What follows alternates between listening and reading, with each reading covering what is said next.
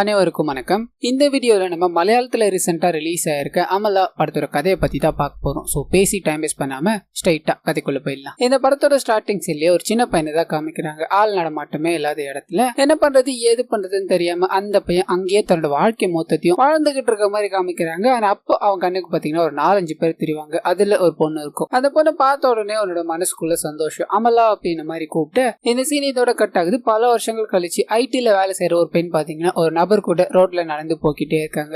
அவரும் நான் வீட்டு வரைக்கும் வந்து டிராப் பண்றேன், நடந்து வரதுல என்ன ஆயிருப்போகுது அப்படின்ற மாதிரி பேசிக்கிட்டே இருக்கு. இந்த சீன் அப்படியே கட் ஆகி இன்னொரு சைடு ஒரு முகம் தெரியாத நபர் கோவமா உட்காந்துக்கிட்டு இருக்க மாதிரி காமிக்கிறாங்க.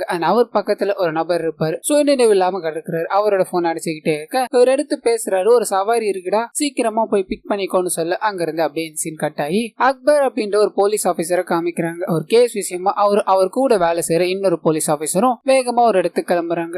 இந்த சீனும் பாத்தீங்கன்னா இதோட கட்டாயி ஷெர்லின் அப்படின்ற ஒரு பொண்ணை காமிக்கிறாங்க. நீங்க ஒன்னும் கவலைப்படாதீங்க, நீங்க 2 பேரும் ஊருக்கு போயிட்டு பொறுமையா வாங்க, உங்க பொண்ணை பாத்துக்க வேண்டியது ஏன் கடமைன்னு சொல்லி எங்களோட ஃபேமிலி மெம்பருக்கு போன்ல பேசிக்கிட்டு இருக்காங்க. கட் பண்ண அக்பர் அங்க இருந்து கிளம்பினார் இல்லையா, ஸ்ட்ரைட்டா ஒரு பார்க் இருக்கும், அங்க போய் பாக்குறாரு. ஐடி ஊழியர் ஒருத்தவங்க கூட நடந்து போற மாதிரி காமிச்சாங்க இல்லையா, அந்த பொண்ணு அந்த பார்க்ல கொடூரமான முறையில கொலை பண்ணப்பட்டிருக்காங்க அப்படின்ற மாதிரி இருக்கும். ஃபுல்லா செக் பண்ணி பாக்குறாரு. எந்த எவிடன்ஸுமே கிடைக்கிற மாதிரி தெரியல. இவ்வளவு கிளியரா பண்ணிருக்காங்க, யார் பண்ணிருப்பான்னு தெரியலையான்னு யோசிச்சுட்டே இருக்கும்போது அங்கதான் பார்க்குக்கு பக்கத்துல ஒரு கண்ணாடி இருக்கிறத பாக்குறாரு.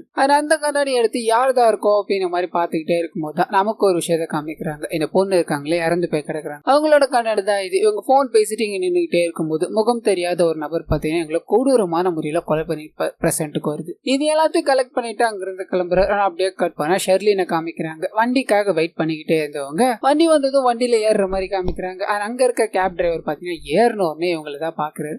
இவங்களும் போன் பேசிட்டு இவங்களோட பாய் ஃப்ரெண்ட் கிட்ட இன்னைக்கு நைட்டு நான் என்னோட அங்கிள் அண்ட் ஆன்டி வீட்டுக்கு போறேன், அங்க அவங்க 2 பேருமே இருக்க மாட்டாங்க, அவங்க பொண்ணு மட்டும் தான் இருப்பாங்க, நீ வர்றதா இருந்தா வரலாம் அப்படின்ற மாதிரி பேசிக்கிட்டு இருக்காங்க. கட் பண்ணி இந்த சைடு போலீஸ் ஆபீசர்ஸ காமிக்கிறாங்க. அந்த பார்க்ல நடந்துச்சு இல்லையா, அந்த கொலையா சூசைடா இருக்க கூடாது, நம்ம அந்த கோணத்துல யோசிச்சு பாக்கலாமேன்னு சொல்ல, ஆனா அதுக்கும் ஆதாரங்கள் எதுவும் கிடைக்கிற மாதிரி தெரியல.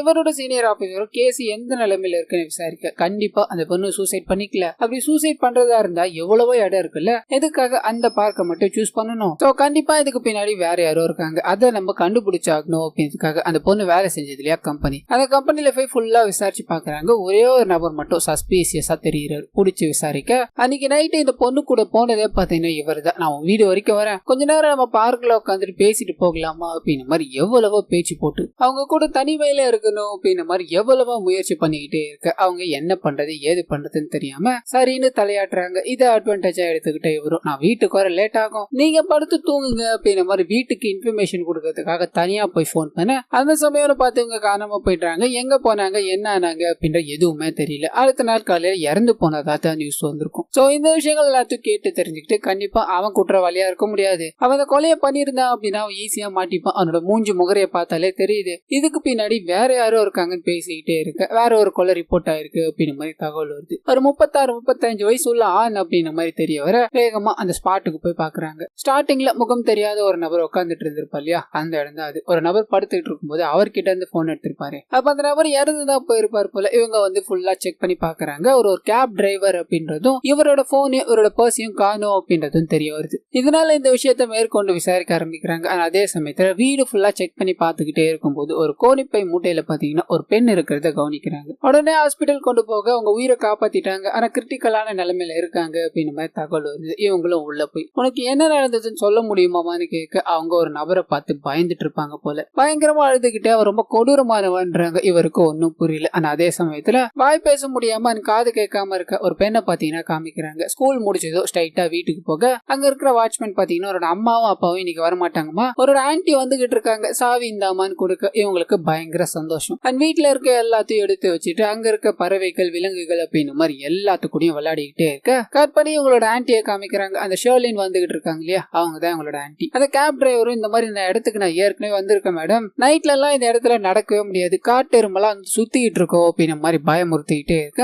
இவங்க பேசாம அமைதியா வராங்க. கட் பண்ணா அந்த வீட்டுக்கு போய் சேர்ற மாதிரி காமிக்கிறாங்க. இவங்க இறங்கின உடனே எப்படி இருக்க அப்படின்ற மாதிரி அங்க இருக்க பொண்ணு கட்டி பிடிச்சி பயங்கரமா கொஞ்சிக்கிட்டே இருக்க இந்த விஷயத்த கேப் டிரைவர் பாக்குறாரு. ஆனா அந்த சமயம்னு பார்த்து இவருக்கு ஒரு பொண்ணோட ஞாபகம் வர மாதிரி காமிக்கிறாங்க. அப்படியே கட் பண்ணா இந்த சைடு இறக்கி விட்டவங்களே இவரை பாத்துக்கிட்டே இருக்க இவரும் எதுவுமே சொல்லாம சிரிச்சுக்கிட்டு நான் போயிட்டு வரமா அப்படின்னு மாதிரி அங்க இருந்து கிளம்புறாரு. இன்னொரு பக்கம் அப்போ இன்வெஸ்டிகேஷன் பண்ணிட்டு இருக்காங்க இல்லையா அவங்கள காமிக்கிறாங்க. இந்த கேஸ்ல ஏதாவது லீட் கிடைக்காதா அப்படின்னு மாதிரி நின்றுகிட்டே இருக்க இவங்களோட சீனியர் ஆபீசர் மூலமா ஒரு டேட்டா கிடைக்குது. 2 நாளைக்கு முன்னாடி ஜெயில இருந்து ஒருத்தன் தப்பிச்சான். ஆனா அவன் வெளியே வந்ததுக்கு அப்புறம் தான் இந்த ஏரியாக்கள்ல இந்த மாதிரி சம்பவங்கள் நடந்துட்டு இருக்கு. நீங்க ஒரு வாட்டி போய் அங்க செக் பண்ணி பார்த்துட்டு வந்தா நல்லா இருக்கும்னு சொல்ல இவங்களும் ஜெயிலுக்கு போறாங்க. அந்த நபரோட பேர் பாத்தீங்கன்னா பாசில் அப்படின்றதான். அவரோட மொத்த டீட்டெயிலையும் கொடுங்க அப்படின்னு மாதிரி வாங்கிட்டு அவரை யாராவது பார்க்க வந்திருக்காங்களா, அண்ட் இதுக்கு முன்னாடி அவர் எத்தனை வாட்டி தப்பிக்க ட்ரை பண்ணிருக்காருன்னா சொல்ல நிறைய வாட்டி பண்ணிருக்காரு. எல்லா வாட்டியும் மாட்டிக்கிட்டு இந்த வாட்டி தான் யார் கண்ணிலையும் மாட்டாம அவன் போயிட்டான். அண்ட் அவனை பார்க்கணும் அப்படின்னு மாதிரி ஒரு சிஸ்டர் வருவாங்க. அது மட்டும் தான் இந்த ரெக்கார்ட்ல பதிவாயிருக்குன்னு சொல்ல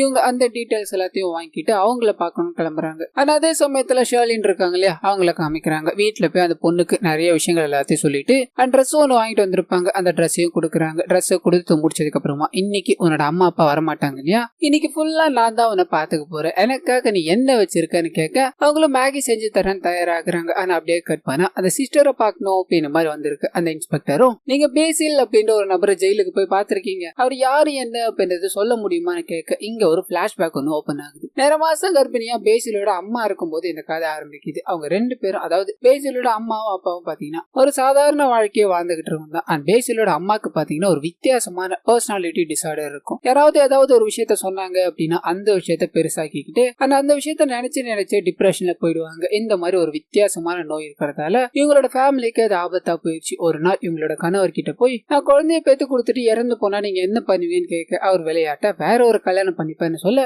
இவங்களுக்கு இது ஒரு மாதிரி சீரியஸ் ஆயிடுது. டிப்ரெஷனுக்குள்ள போயிடுறாங்க. இதையே நினைச்சு எந்த வேலையுமே செய்ய முடியாம கஷ்டப்படுறாங்க. அண்ட் இவங்களோட கணவர் யார்கிட்ட அதாவது எந்த ஒரு பொண்ணு கிட்ட பேசினாலும் அது சந்தேக பார்வையிலே பார்க்க ஆரம்பிக்கிறாங்க. அண்ட் இதுக்கு நடுவுல இந்த கதையை சொல்லிட்டு இருக்காங்க இல்லையா அந்த சிஸ்டரும் வந்து இதெல்லாம் எதுவுமே இல்ல, கடவுள் பார்த்து பாரு அப்படின்ற மாதிரி எவ்வளவு அட்வைஸ் பண்ணாலும் இதை இவங்க கேட்க தயாரா இல்ல. இதோட உச்ச கட்டமா ஒரு நாள் இவங்க ஃபேமிலி மொத்தமும் கொளுத்திக்கிட்டு இறந்து போகணும் அப்படின்ற மாதிரி பத்த வச்சு விட்டுறாங்க. இதுல இவங்களோட கணவர் இறந்து போக இவங்க குழந்தை பிறந்த உடனே இறந்து போயிடுறாங்க. சோ அனாதையா இருக்க அந்த குழந்தைய பாத்தீங்கன்னா இந்த சிஸ்டர் தான் எடுத்து வளர்க்க ஆரம்பிக்கிறாங்க. அந்த குழந்தைக்கு பேர் பாத்தீங்கன்னா பேசில் அப்படின்றது தான். சோ ஸ்டார்டிங்ல ஒரு பையன் தனிமையில இருக்க மாதிரி காமிச்சாங்க இல்லையா அதுதான் பேசில். இப்ப அந்த பையனை ஸ்கூல்ல படிச்சுக்கிட்டே இருக்கும்போது அமலா அப்படின்ற ஒரு பொண்ணு இவங்க கிளாஸ்ல வந்து சேர்றது அப்படின்ற விஷயத்த கவனிக்கிறான். இவனே கிளாஸ்ல கொண்டு போய் விட அங்க இருக்க எல்லாரும் முன்னாடியும் அமலா இன்ட்ரோவாக அமலாவை பார்த்த உடனே அவனுக்கு பிடிச்சி போயிடுது. அந்த அமலாவை பாத்தீங்கன்னா பாசில் கிட்ட ஜாலியா பேச ஆரம்பிக்குது. 2 பேரும் பயங்கரமான ஃப்ரெண்ட்ஸா சுத்திக்கிட்டே இருக்க பாசில் பாத்தீங்கன்னா இவங்களுக்காக நிறைய விஷயத்த பண்ணுவான். கிஃப்ட் எல்லாத்தையும் பிரசன்ட் பண்ண அமலாவும் அதை வாங்கிக்கிட்டு ரொம்ப நல்லா இருக்கு அப்படின்ற மாதிரி சிரிப்பாங்க. அந்த நிலைமையில தான் இவனை விட பெரிய பையன் ஒருத்த வந்து அந்த பொண்ணு பேர் என்னன்னு சொல்லி அந்த பொண்ணுக்கு ஒரு லவ் லெட்டர் எடுத்து நீ அமலா கிட்ட இதை கொடுக்க முடியுமான்னு கேட்க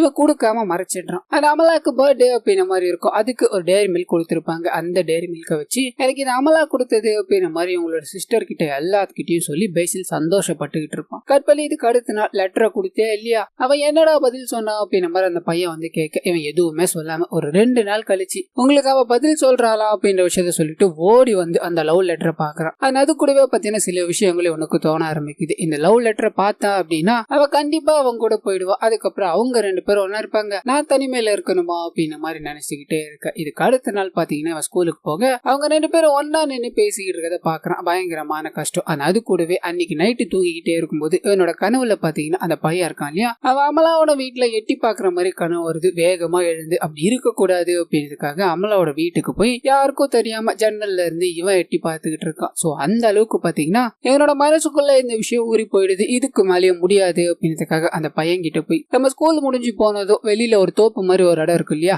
அந்த இடத்துல அமலா உனக்காக காத்துக்கிட்டு இருப்பேன்னு சொல்லியிருக்கா, அங்க வந்து உனக்காக பதில சொல்றாளா அப்படின்ற மாதிரி சொல்ல கட் பண்ணி அன்னைக்கு ஈவினிங் காமிக்கிறாங்க. அமலாவை கூப்பிட்டுக்கிட்டு ஆள் நடமாட்டமே இல்லாத ஒரு இடத்துக்கு போய்கிட்டே இருக்கான். அமலாவும் எங்கடா போறோம் இன்னும் எவ்வளவு தூரம் இருக்குன்னு கேட்க கூட வா, அங்க போனதும் மிச்சம் எல்லாத்தையும் சொல்றான்னு கூப்பிட்டு போக அங்க பாத்தீங்கன்னா அந்த பையன் உட்காந்துக்கிட்டு இருப்பான். நீங்க 2 பேர் அது பேசணும் அப்படின்ற மாதிரி சொல்லியிருந்தீங்க இல்லையா அதுக்காக தான் இங்க வந்திருக்கோம், நீங்க 2 பேரும் பேசுங்கன்னு சொல்ல அந்த பையனும் வந்து நீ கொஞ்சம் தனியா இருக்கியா நாங்க பேசிட்டு சொல்றோம்னு சொல்ல தாராளமா பேசுங்கன்னு உங்களுக்காக தானே நான் வந்திருக்கேன்னு சொல்லி பக்கத்துல ஒரு இரும்பு பழுப்பு இருக்கும் அதை எடுத்து தலையிலேயே ஒன்னு அடிக்க நில குலைஞ்சு போய் விழுந்துடுறான். என்ன தைரியம் தான் என் முன்னாடியே அமலா கிட்ட இந்த மாதிரி பண்ணுவ, ஏதோ பேசணும் நீ இப்ப பேசுறா பாக்கலாம் அப்படின்ற மாதிரி பழுப்பு எடுத்து இன்னொரு அடி அடிக்கலான்னு போக பக்கத்துல இருக்க அமலாக்கு பயங்கர பயம். அந்த அடி வாங்கி கிடக்குற இந்த பையனும் எங்க தப்பிச்சு ஓடணும் அப்படின்றதுக்காக அமலாவை கூப்பிட்டுக்கிட்டு ஓட ஆரம்பிக்கிறான். பின்னாடியே இவனும் அமலாவை விட்டுடா அமலா நீ அவன் கூட போகாது அப்படின்ற மாதிரி கத்திக்கிட்டே துரத்துறான். இதோட முடிவுல அமலா ஓடிக்கிட்டே இருக்கும்போது ஒரு கிணறு இருக்கும். அந்த கிணத்துக்குள்ள விழுந்து அந்த இடத்துல இறந்து போயிடுறாங்க. கட் பண்ணா இந்த பையன் இது எல்லாத்துக்கும் நீதான் காரணம் அப்படின்ற மாதிரி அடிச்சு அவனை கொடூரமா கொலை பண்ணிடுறான். அவன் பண்ண தப்ப எல்லாத்தையுமே நினைச்சு ஒரு இடத்துல பயந்து அழுதுகிட்டே இருக்க இவனை பாத்துக்கிட்டு இருக்க சிஸ்டர் பாத்தீங்கன்னா அங்க வராங்க. நான் தப்பு பண்ணிட்டேன், அமலா என்னை விட்டுட்டு போயிட்டா,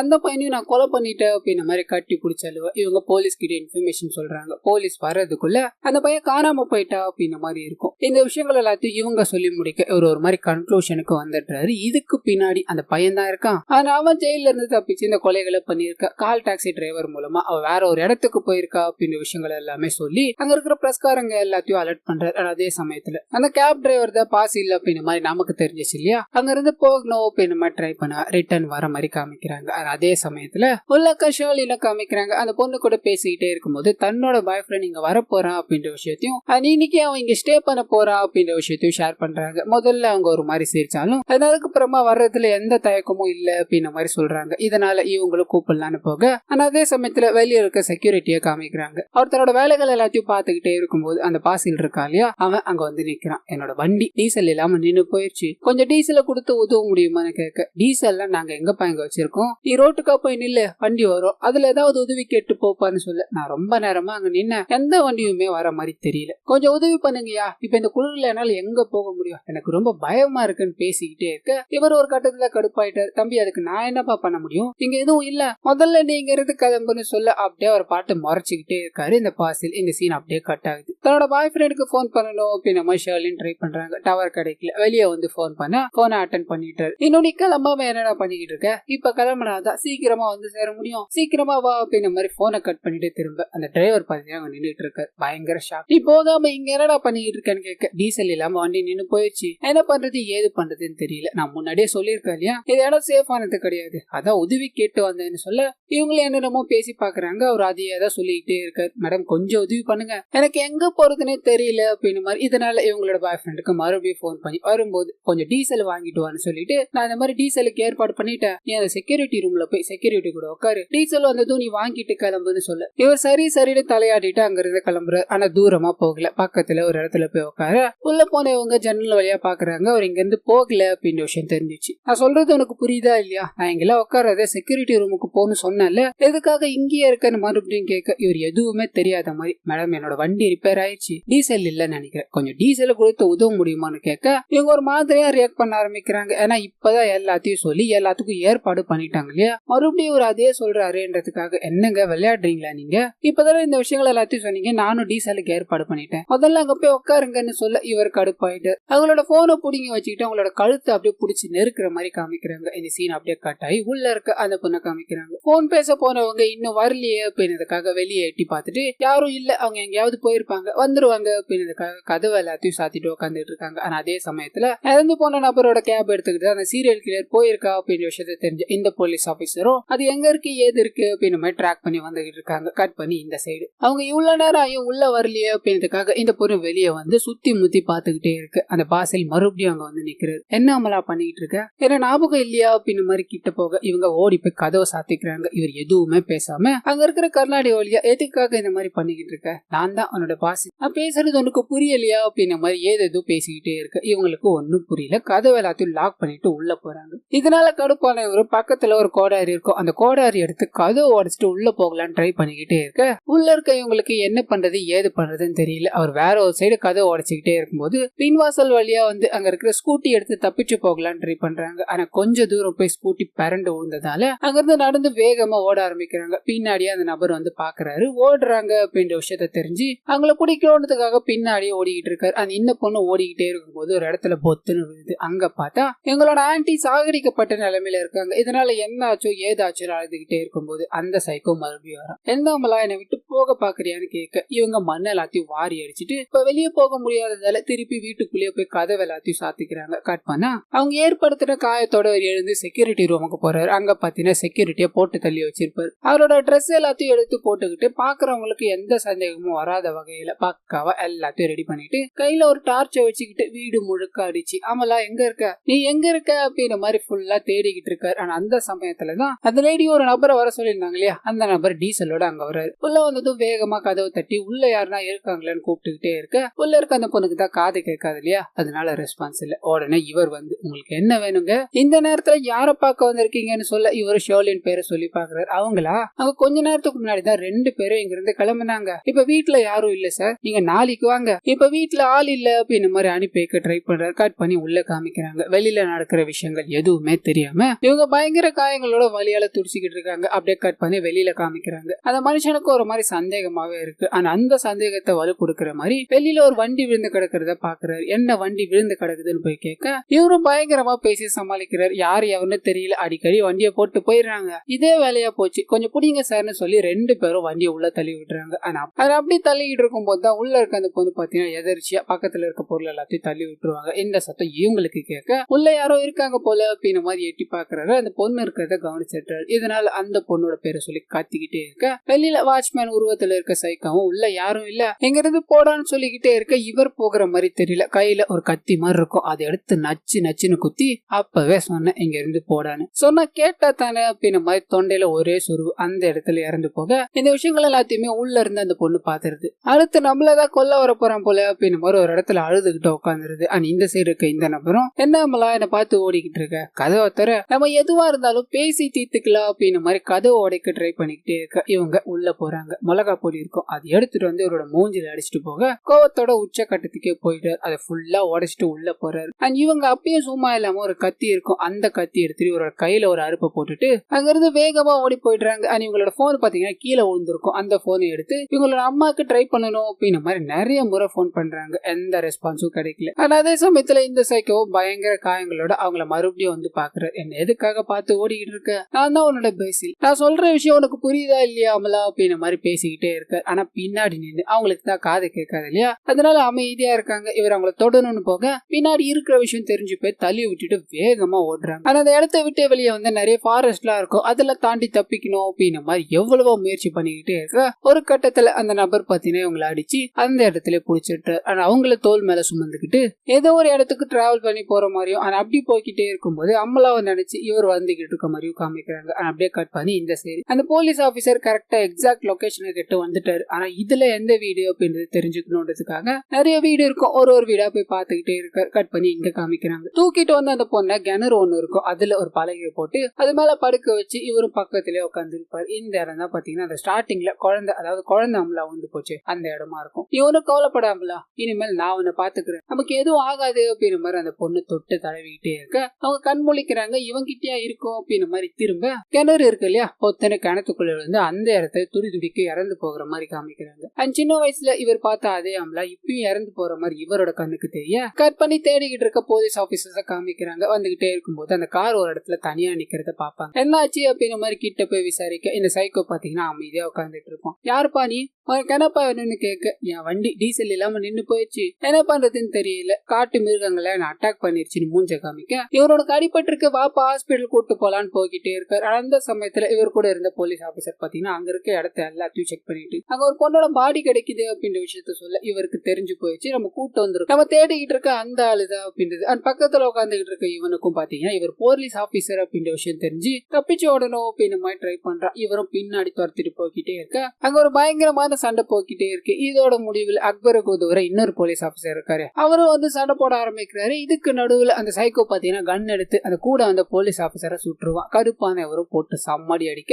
இவன் எதையும் பொருட்படுத்தாம அங்க வந்து தப்பிச்சு ஓடணும் அப்படின்னு மாதிரி ட்ரை பண்ணிக்கிட்டே இருப்பான். இதுக்கு மேலேயும் முடியாது, அவனை சுட்டு பிடிக்காததான் ஒரே வழி அப்படின்னு மாதிரி கன் எடுத்து அவனோட ஷோல்டர்ல சுட போத்துன்னு விழுறான், தண்ணிக்குள்ள போய் விழுந்துட்டான். இதனால இவனோட டெட் பாடியை பாத்தீங்கன்னா ரெக்கவர் பண்ண முடியாம போயிடுது. அண்ட் அக்பரோட வாய்ஸ் ஓவர்லயே ஒரு விஷயத்த சொல்லுவாங்க, அந்த சைக்கோ கொலைக்காரன் எல்லா பொண்ணுங்களையுமே அமலா அப்படின்னு மாதிரி நினைச்சு கொலை பண்றது கிடையாது, ஒரு சில விஷயங்களால அவங்கள தேர்ந்தெடுக்கிறான், அது என்ன விஷயம் அப்படின்றது தெரியல. அண்ட் ஜெயில இருந்து தப்பிக்கும் போது அவன் பயங்கர இன்டெலிஜென்டா தான் செயல்பட்டு இருக்கான். என்னதான் அவனுக்கு மனநலம் சரியில்லை அப்படின்னாலும் யோசிக்கிற திறமை அவனுக்கு ரொம்ப அதிகமா இருக்கு. நான் அவனை விசாரிக்கணும் அப்படின்றதுக்காக தான் ஷோல்டர்ல சுட்டேன், ஆனா அவன் தண்ணிக்குள்ள விழுந்ததால எதுவும் பண்ண முடியாம போயிடுச்சு. சோ கண்டிப்பா அவன் இறந்திருக்க மாட்டான், ஏதாவது இடத்துல உயிரோட தான் இருக்கணும்னு சொல்ல இவன் உயிரோட இருக்க மாதிரி நமக்கு காமிக்கிறாங்க. அண்ட் இதே போலவே மூணாறுல சில கேஸ் எல்லாம் பதிவாயிருக்கு அப்படின்ற விஷயத்த சொல்ல மூணாறுல இருக்க சிவா அப்படின்னு ஒரு போலீஸ் ஆபீசரை காமிக்கிறாங்க. நீங்க சொன்ன விஷயங்கள் எல்லாமே எனக்கு தெரிஞ்சது, அந்த பாசையில பிடிக்காம விட மாட்டேன் அப்படின்னு மாதிரி இந்த நபரும் சபதம் எடுக்கிற மாதிரி காமிச்சு கட் பண்ணி சில நாட்கள் கழிச்சு ஒரு பொண்ணோட வீட்டுல தண்ணி கேன் போடணும் அப்படின்னு ஒரு நபர் போறாரு. அந்த நபர் வேற யாரும் கிடையாது,